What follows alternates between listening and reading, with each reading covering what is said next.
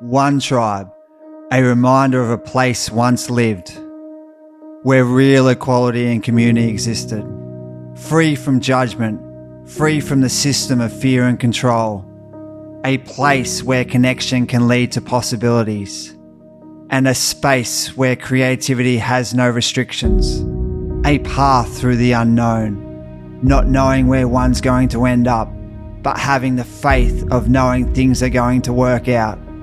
A realization that the ocean is a thread that connects all the lands and all the tribes of people.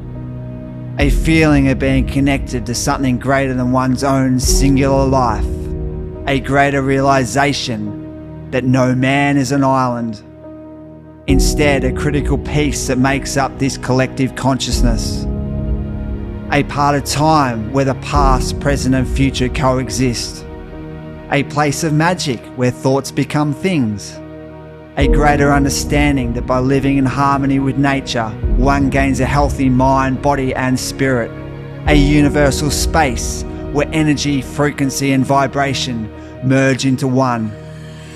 And a great knowing that together as one, we can make a difference. Welcome to One Tribe. As soon as I saw that footage when the Rip Curl crew first went to the Bono, I was pretty intrigued, and around that time I won a Surfing Life magazine contest to a free trip to I won a few holidays through Surfing Life in AirAsia on the No Pro tour, making short films about why I deserved to win a free holiday, and so that timed in perfectly with an opportunity to go to the river. And once I went the first time, it was like a taste, but it wasn't quite enough. And then seeing a window 5 years later of the supermoon tides last year and the year before, that was something that I just knew that was going to be the biggest it would ever break in my lifetime, or in my surfing lifetime. Even if I'm still here in 70 years, I'd be like 111, so probably wouldn't be able to surf too well at 111. So I thought, why not get in there? And I spoke to a fair few mates and heaps were keen, but right on the crunch there was earthquakes and volcanoes and whatnot both years, and it ended up just me on the river by myself, and it was kind of scary. There was one time I thought I was going to drown. I was sort of clinging on under the whitewash, crossing like on a 5'11", like kind of, I'd stood up and surfed a perfect right-hander for about 100 meters and done about 5 or 6 snaps, and then I realized I was going to crash into the jungle, and the wave was coming at me from the jungle triangular, so I lay down and bodyboarded on my surfboard across for like 20 minutes.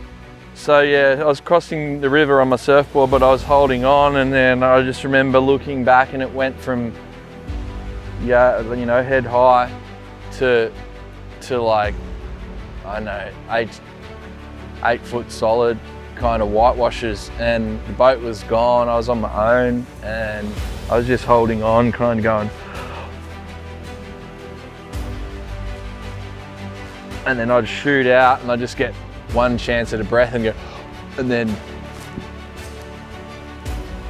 and I just remember being underwater thinking about my daughter, you know, I got to survive this thing, holding on. Then I'd been training heaps with the Wim Hof breathing, and I was just getting that one breath, and then it was pretty big, and that went on for 20 minutes, and I could have let go, but there was big logs and trees and, you know, dead animals and bits of busted boats and all kinds of flotsam and jetsam, and it was, I don't know, like when you call it a wave face, it's a bit different because it was just a huge rapid.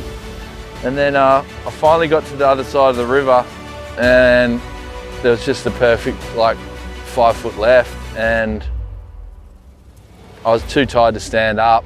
I hadn't seen the boat for half an hour. I was just exhausted, and then I just lay there for a little bit and then stood up, and then I rode a wave from about here to, I reckon, to the point over there.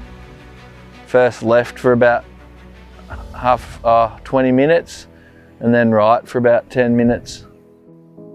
pretty special memories. I rode like 9 boards, 2 different years in a row, supermoon, all alone, and there's a couple of sketchy moments, but I don't think the footage really does it justice. It's one of those things because when you're out there, when it's kind of gnarly, the boys in the boat are freaking out, just trying to get through everything rather than worrying about filming. And when you're on your own, you're kind of on your own. You're not being filmed anyway, you don't know where they are. So I had crocodiles in the water and tigers in the land and whatnot. But yeah, it was addictive. I'd like to go back.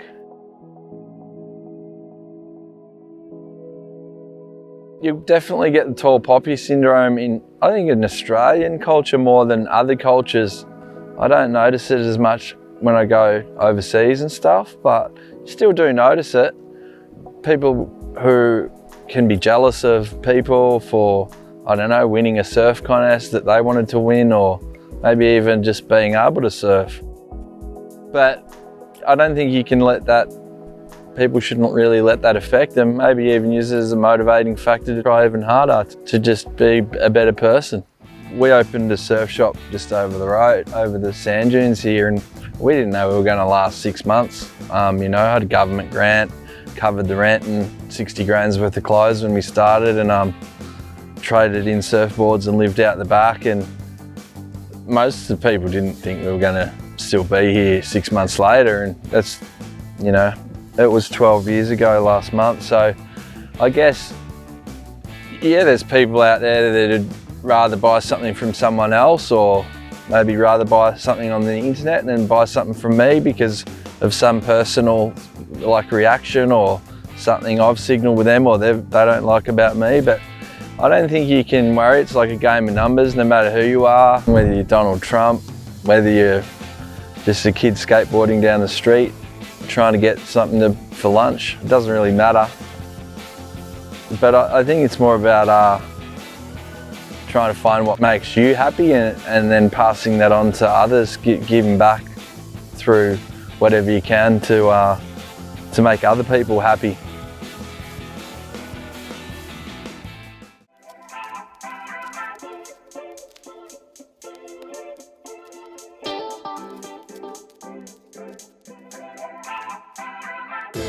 So yeah, out the back there. No, sort of down to the left. We're gonna like walk around, see where those guys are sitting. Over there. Plan is to dust off the cobwebs, see if I can remember how to ride a boogie.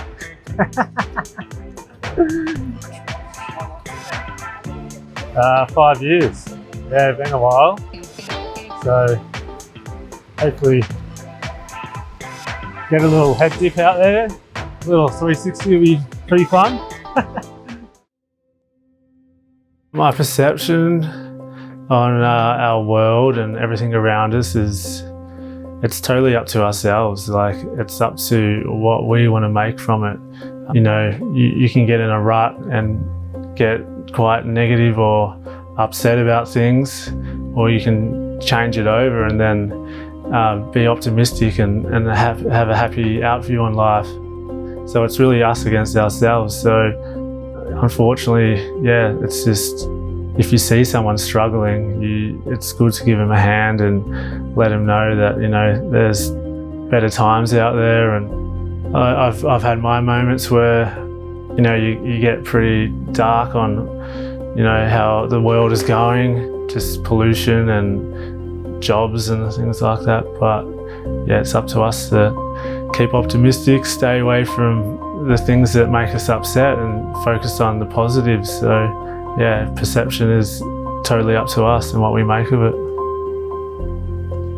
Hazle was in grade 6 when I first moved to Torquay. I went to go there to uni, and he was a little kid ripping, and there was a group of really cool bodyboarders that lived in Jan Jark at the time that were kind of some of the best in Victoria in a group. So there's him, Tim O'Connor, Genzi, Kane Cherubin, and maybe Grant Hill. And we were sort of, I guess there was the 6 of us, and we were just sharing fuel and loading up the car, and we'd get Hazle to sort of wag school, year 7, 8, 9, And then we drove anywhere between Jan Juc and kind of Portland. I started filming him and he went pro. He was the most successful bodyboarder from Victoria ever, financially, as a paid sponsored rider, and he did quite well. He was 3rd or 4th in the world at one point at the peak of his career, but then he just seemed to have lost interest after a little while, and we've been mates ever since. Hey, how you going? What's happening? How was it? Some crackers? Nice. Yeah, good. Oh, yeah, cool. Awesome. How'd you go, buddy? Good to see you. Yeah, you too. It looks fun though. Is it good? Yeah, there's some crackers. Really? Yeah. So what are you doing? I can look at those. Alright. Yeah, cool. Yeah, the crowd's real mellow too. Yep, everyone's pretty cruisy. Yeah. Oh, that's good. Nice. Just sit inside and just get the medium ones. Alright, sweet. Awesome. Yeah, should be good for a while. Yeah, nice. Yeah, with some berries. Just don't go on the inside. You'll be able to catch someone there. Just sit out here with the going out. Yeah.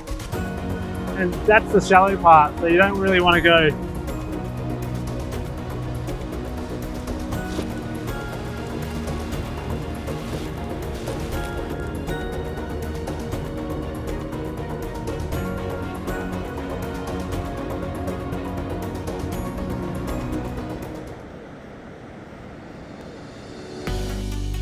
Yeah, so that's a good question. My concept on reality. You can go real far down the rabbit hole, so much to the question if we are even in a real reality. But I think, I'm a big believer of parallel universes and other dimensions, and this is a reality, but it's not the only reality. There's lots of other realities out there, and when we move on to our next chapter of our life, when we pass away, I believe that we are reincarnated into a new reality or another universe or a parallel dimension, and it just keeps on going around and around in circles.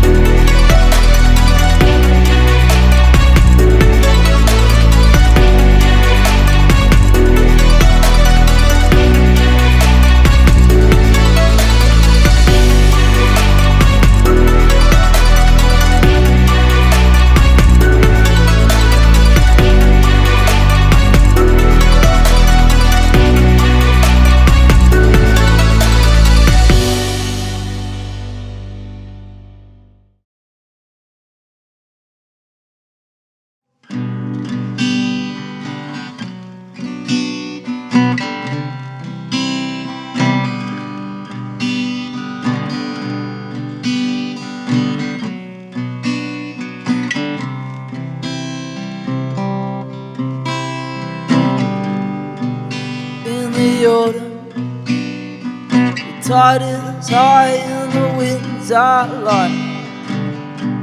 In the autumn,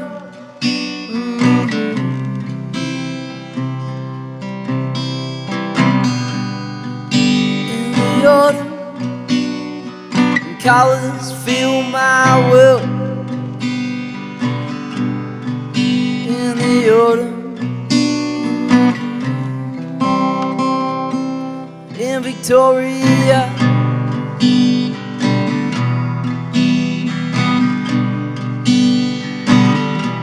Victoria.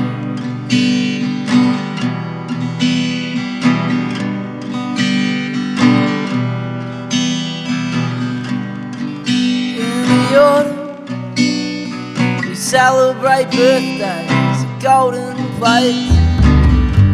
In the autumn,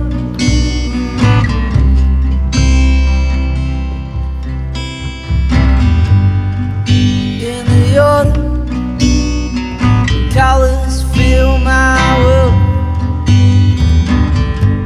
In the autumn, in Victoria.